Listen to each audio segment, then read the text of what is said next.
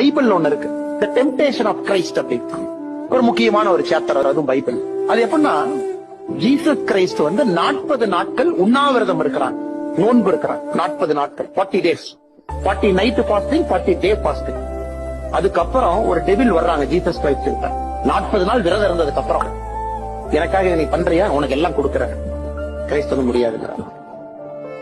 அப்படியே அந்த மலை மேல கூட வா, அந்த சாத்தான் கூட்டிட்டு போறாங்க. மலை மேல போய் ஜீசஸ் கிரைஸ்ட கூட்டிட்டு போயிட்டு, உங்க கண்ணுல என்னெல்லாம் நீங்க பாக்குறீங்களோ எல்லாம் உனக்கு தான், ஆனா என்ன ஏத்துக்க அப்படிங்கிற. கிரைஸ்ட் முடியாதுங்கிறார்.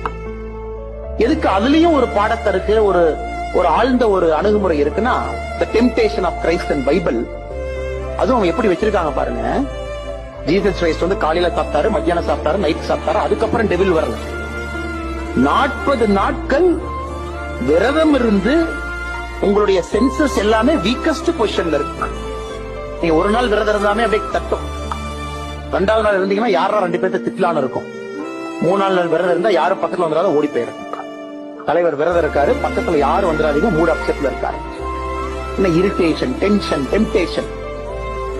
நான் ஸ்வீட்டே சாப்பிட மாட்டேன், 4வது நாள் கையை ஸ்வீட் பக்கம் போகும், 1/2 ஸ்வீட்டை கொடுங்களேன், லைட்டா சாப்பிட்டுனா கொஞ்சம் பிபி எல்லாம் தெரியாது. அதனால அந்த டெம்டேஷன் ஆஃப் கிரைஸ்ட் 40th டே வைக்கிறாங்க.